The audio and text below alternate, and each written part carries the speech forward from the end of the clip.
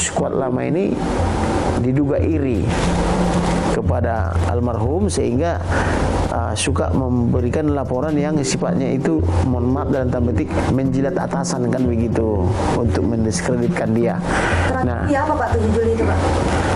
Via ini juga, via telepon, WhatsApp itu. Bahkan ada chattingnya gitu. Itu masih ada ya? Masih ada chattingan. Halo Sobat Fakta Bang Pin, selamat sore, bagaimana kabarnya hari ini?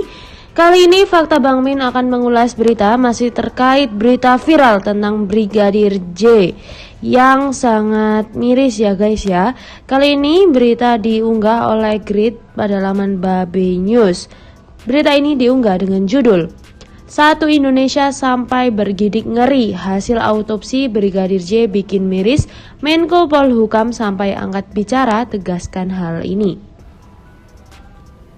Hasil autopsi Brigadir J alias Nofriansyah Yosua Huta Barat akhirnya terungkap. Kamarudin Simanjuntak atau pengacara keluarga mengungkap hasil autopsi Brigadir J. Menurut tim kedokteran forensik independen di RS Sungai Bahar, hasil autopsi Brigadir J cukup mengejutkan. Pasalnya, jenazah brigadir ditemukan sejumlah luka yang tak main-main. Usai dilakukan autopsi, jenazah Brigadir J terdapat lubang di kepala bagian belakang seperti tertembak oleh peluru. Mirisnya lagi, lubang tersebut tembus sampai ke mata dan hidung. Diwartakan oleh tribunnews.com Minggu 31 Juli 2022, bagian kepala di jenazah Brigadir J tidak ditemukan otak saat tengkoraknya dibuka. Setelah prosesi pemakaman ulang, Kamarudin Simanjuntak kembali menemui Dr. Herlina Lubis untuk melihat hasil forensik dan diakta notariskan. Kemudian Magister Kesehatan Herlina Lubis dan seorang dokter ditunjuk untuk mengamati dan menganalisa hasil autopsi dan visum Brigadir J yang dilaporkan kepada ahli kita pertama. Ketika kepalanya dibuka, otaknya sudah tidak ditemukan, ungkap Kamarudin Simanjuntak dikutip dari Tribun Medan.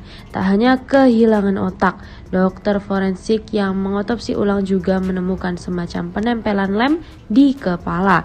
Ketika diraba bagian rambutnya, ada sebuah lubang disondek atau ditusuk yang tembus ke mata dan hidung. Diduga Brigadir J ditembak dari belakang kepala hingga tembus sampai ke hidung depan.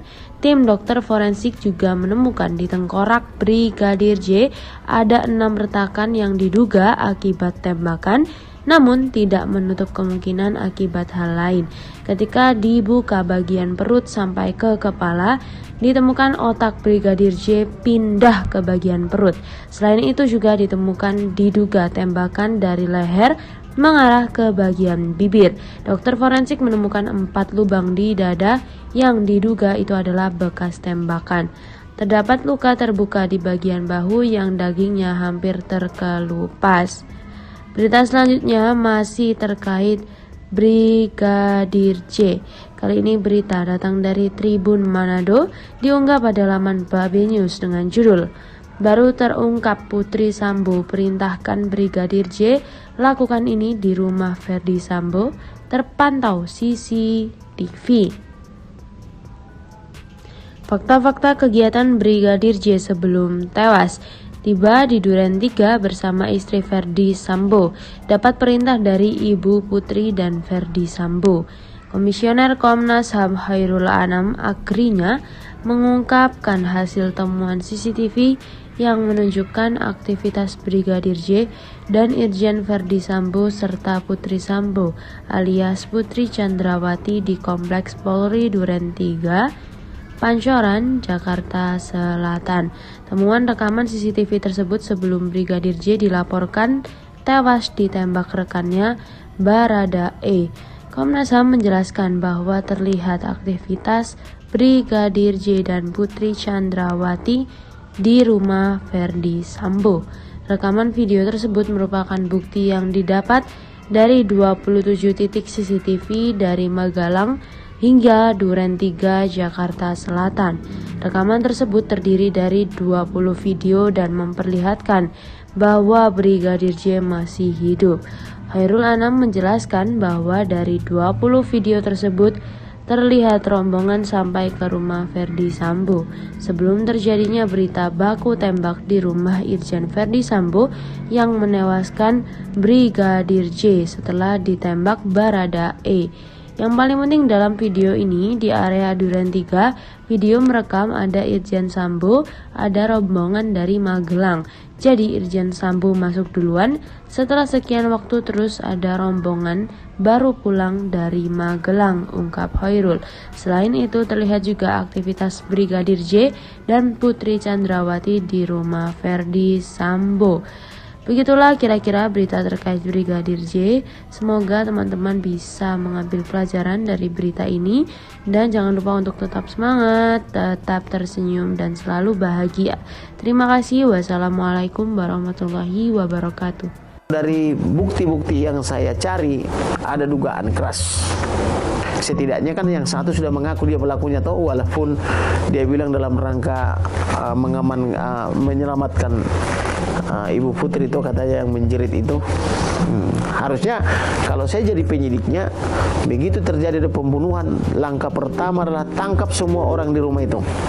Karena ada penangkapan 1 kali 24 jam dan dijamin oleh Undang-Undang Nomor 8 Tahun 1981 tentang KUHP kan, itu namanya penangkapan 1 kali 24 jam supaya TKP-nya itu steril.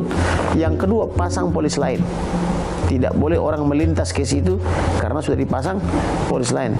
Yang ketiga, libatkan Serse, bagian kriminalis khususnya yang ahli di bidang pembunuhan. Kemudian ketiga, libatkan Inafis. Yang berikutnya, kumpulkan bukti, sidik jari segala macam kan begitu. Periksa sidik jari di senjatanya, periksa selongsongnya, periksa gelagannya dan sebagainya. Itu kan sudah standar.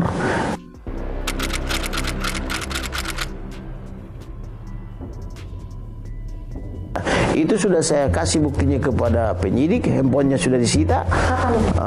Itu pada bulan Juni, kemudian terakhir tanggal 7 Juli 2022, artinya sehari sebelum. Dan itu sudah saya printkan. Apa cerita?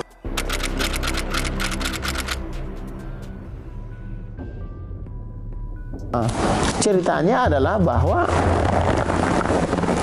si almarhum ini sudah sudah pamitan untuk dia pergi untuk selamanya. Apa kata-katanya? Saya barangkali tidak sempat untuk memohon maaf ya, maksudnya dia atas perbuatan dia yang misalnya salah atau ada dosa dia kepada kekasihnya, maka dia memohon dimaafkan. Kemudian dia izin untuk pergi. Kemudian dia minta supaya mencarikan pria lain sebagai pengganti. Namun respon daripada kekasihnya setengah percaya tidak percaya. Jadi dia bilang, yang sakitnya kau bangga itu. Jadi dikira sakit karena omongan itu, ini omongan apa sih kan gitu. Karena bagi dia itu aneh. Padahal bagi si kekasih atau bagi almarhum ini udah serius, terbukti dari wajahnya sampai menangis. Yang menangis ini kan. Bisa di-capture Pak itu lagi nangis. Ini kan video call. Jadi ketika video call, karena dia nangis, bagi pacarnya itu mungkin ada naluri apa, kok ini aneh dah di ini. Karena bisa kita kalau video call kan kita screenshot kan gitu. Jadi ya dapatlah ini. Dan itu ada beberapa. Dan ini ada beberapa, ini banyak ini.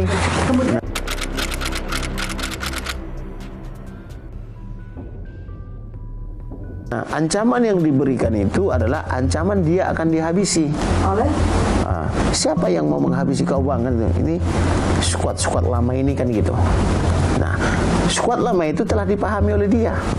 Karena ini sudah peristiwa yang berulang kan begitu. Alasannya apa? Karena mau dihabisi? Alasannya itu kalau sampai naik ke atas, kita habisi dia, kita bunuh dia kan gitu. Nah, inilah yang saya minta kepada jenderal itu, tolong Pak, dicari tahu ini apa ini maksud naik ke atas ini. Apakah naik tangga? Apakah ada sesuatu isu yang sedang merebak? Ataukah ini almarhum Joshua ini adalah whistleblower kah? Sehingga dia apabila naik ke atas sesuatu itu, naik ke atas dia menjadi dibunuh kan gitu. Nah, itulah yang perlu digali. Jadi itu yang perlu digali. Nah inilah yang kita sayangkan dari penyidik, kenapa nggak langsung penangkapan? Kalau ditangkap ini kan nggak perlu banyak alibi-alibi kan gitu, bikin alibi sana, alibi sini kan gitu, tidak perlu. Cukup tangkap, tahan tadinya. Bila perlu, kalau memang mengarah kepada ada perbuatan pidana, tahan dulu. Kan tersangka toh belum tentu bersalah. Ada azas presumption of innocence kan gitu, atau azas praduga tidak bersalah. Tetapi untuk kepentingan penyidik boleh kok, kalau memang ada mengarah kepada perbuatan pidana, boleh kok dia. Yang penting terpenuhi bukti permulaan yang cukup.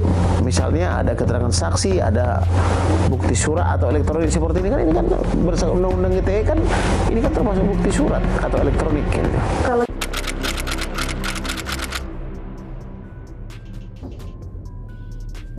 Kalau itu saya tidak tanyakan berapa kali pastinya. Yang jelas menurut dia ini sudah peristiwa berulang. Ada di bulan Juni, ada di bulan Juli, dan terakhir 7 Juli. Terbukti daripada kekasihnya ini sudah bisa mengidentifikasi skuad lama, dan di mana ketika dia curhat kepada kekasihnya, skuad lama ini diduga iri kepada almarhum sehingga suka memberikan laporan yang sifatnya itu, mohon maaf dalam tanda petik, menjilat atasan kan begitu, untuk mendiskreditkan dia. Nah, Iya apa Pak 7 Juli itu Pak? Via ini juga via telepon, WhatsApp itu. Bahkan ada chattingnya gitu. Itu masih ada ya? Masih ada chattingnya.